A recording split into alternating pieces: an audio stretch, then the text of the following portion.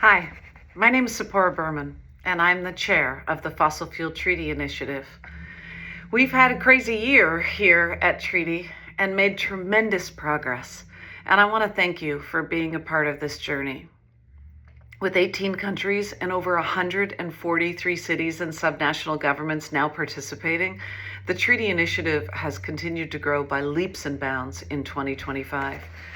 With your support, we're now entering the next phase of this work, holding the first diplomatic conference on fossil fuel phase-out in history.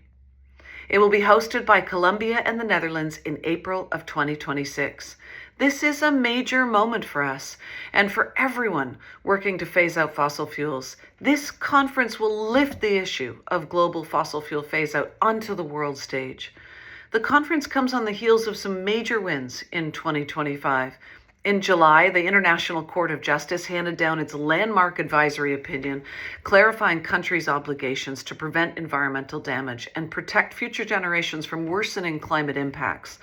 This ruling has established a clear legal precedent that will have a major impact on how countries address a changing climate and, in court cases, compelling them to act. In October, for the first time, the IUCN World Conservation Congress adopted a motion addressing fossil fuel production as a significant threat to nature and calling for a fossil fuel treaty. This historic motion was supported by 105 nations, making it the strongest language ever adopted in a multilateral forum on the supply of oil, gas, and coal. COP30, which I feel like I'm still recovering from, was historic. While we didn't get the outcome we wanted inside of COP on a fossil fuel phase-out roadmap, and in fact, the words fossil fuels were again ripped from the text at the last minute, what we did see is that the predominant conversation was about needing a fossil fuel phase-out. That's because of all of our work from around the world, and most importantly, a pathway forward outside of the UNFCCC to complement the Paris Agreement and help meet the goals of the Paris Agreement was established and endorsed by the COP30 presidency when they acknowledged the first international conference on the just transition away from fossil fuels and welcomed it. That political bridge to the outside strategy is very important and will help build support not only for the conference, but for the fossil fuel treaty. With Colombia and the Netherlands leadership, this conference is now being supported by 24 countries from across the globe. We're working alongside the hosts to bring even more countries to the conference and planning a conference to begin working through the important questions and issues that each country faces in this phase-out and how we can ensure greater international cooperation.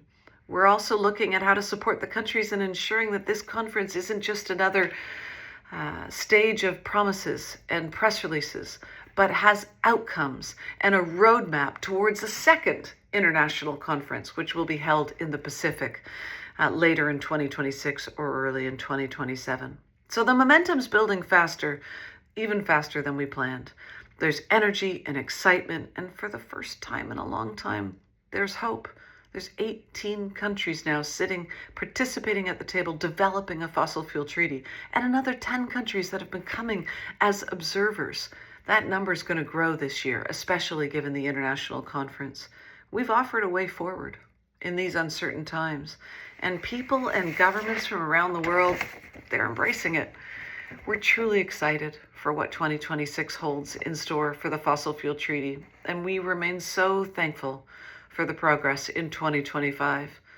Through our dedicated and expanding campaign, our global partnerships, and targeted communications, we'll continue to support our participating governments as they lead important discussions to develop a fossil fuel treaty, helping to secure a more livable future to protect what we love.